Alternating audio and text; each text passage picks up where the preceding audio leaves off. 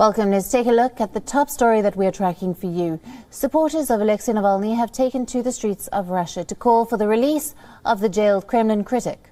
More than 1,000 people have been detained across Russia. The Russian police have detained Yulia Navalnaya, the wife of Alexei Navalny.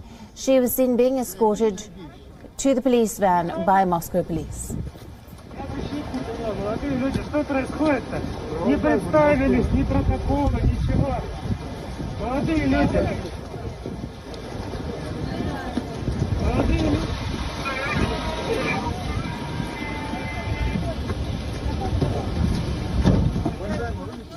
Yulia was seen announcing it on her Instagram from inside the police van. She said, and I quote, "Apologies for the poor quality, very bad light in the police van," unquote. A video footage from Vladivostok showed riot police chasing a group of protesters down the street, while demonstrators in Khabarovsk braved temperatures of around 14 below Celsius to take to the streets. Now in Moscow, police began detaining people ahead of a rally in the Russian capital. The Moscow police have now cordoned off the city square ahead of the pro-Navalny rally. Reports say that the police have already detained at least 100 people. Now, opposition activists had planned rallies for Saturday in about 65 cities. The largest protest is expected in Moscow. The opposition plan also involves releasing video investigations into Putin and his allies. Meanwhile, the new U.S. administration under Biden has taken a strong stance amid a recalibration of ties with Russia. The U.S. Embassy in Russia has tweeted about the pro-Navalny protests, saying the United States supports the right to peaceful protests. It added that the steps taken by Russian authorities were suppressing those rights. Meanwhile, Russia has accused the U.S. diplomats of publishing Navalny rally routes. The European Union foreign policy chief also condemned the crackdown on protesters in Russia. Joseph Borrell has said, and I quote, "I deplore the widespread detentions, disproportionate use of force, cutting down internet and phone connections." Russian authorities had already warned against the protests earlier. Moscow Mayor Sergei Sobyanin had urged Muscovites not to attend the rally, citing coronavirus concerns in the city. The Kremlin also said that the nationwide protests planned were illegal. They reiterated that the protests were being promoted by provocateurs. However, sources close to the Kremlin believe Navalny is becoming a threat. Many also said that he will probably be kept in jail, even if there are prolonged protests in his support.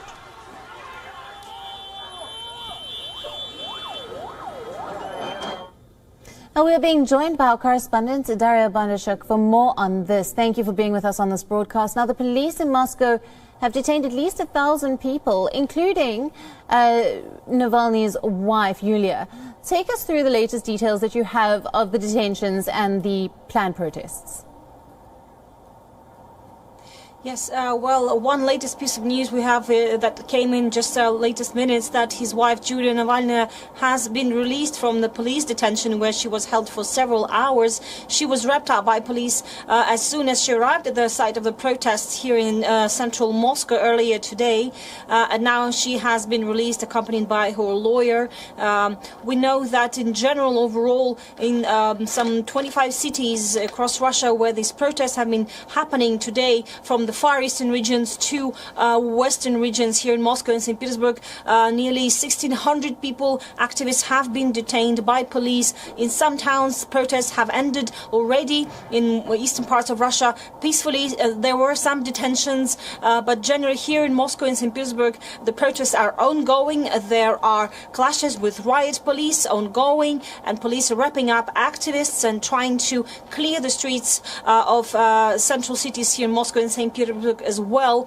So the standoff with police continues, and we've seen some footage of violent detentions with police officers using bats to beat on peaceful protesters, hitting them to the ground, stomping on them, hitting people who are trying to seek refuge in the underground metro stations or in areas that were not fenced off by police. So there's been really reports of police brutality happening at this here in Moscow, we know that these activists, they demand the release of Alexei Navalny, who they say, and Mr. Navalny himself claimed, was absolutely illegal. He was detained just last Sunday after he arrived, back to Russia after months of recovery in a medical clinic in Germany following the poisoning by a nerve agent from the notorious Novichok nerve agents group.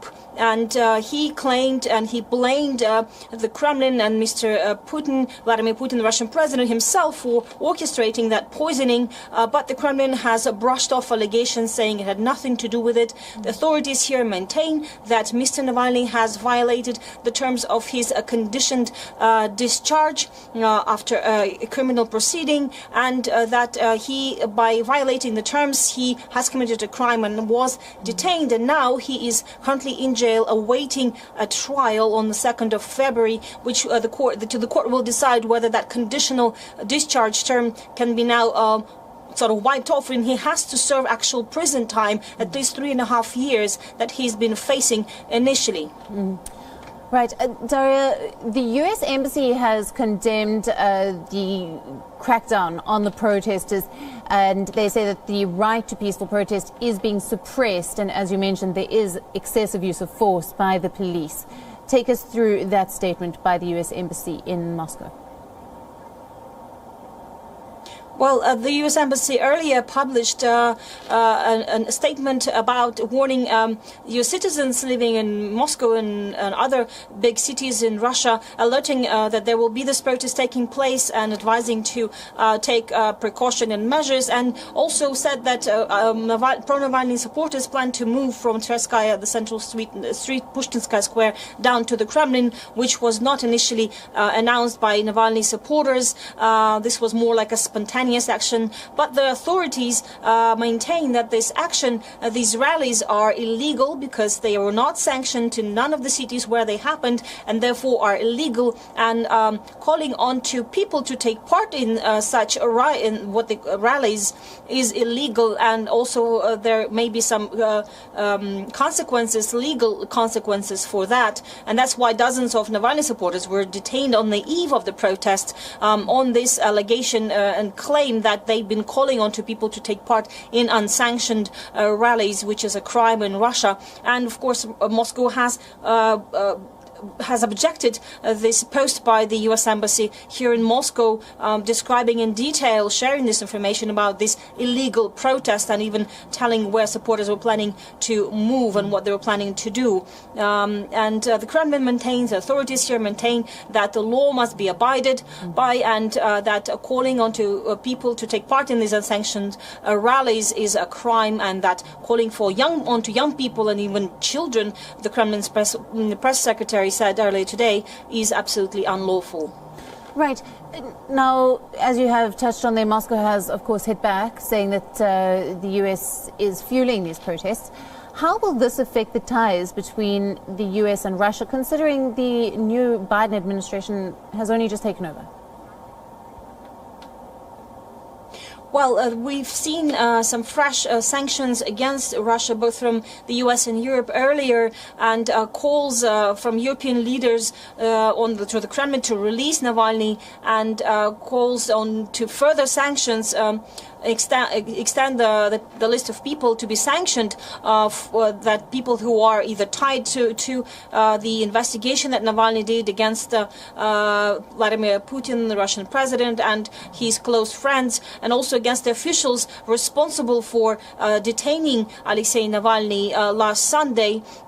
We know that Kremlin so far, been seeing this past week, as the Kremlin has so far shown no sign of giving in to public pressure or pressure from Western leaders or from the U.S., and has been maintaining that this is Russia's internal affair, and that a citizen in Russia of the Russian Federation is being charged with a crime, and that he will be held responsible for the crimes that the Kremlin believes and claims he has committed.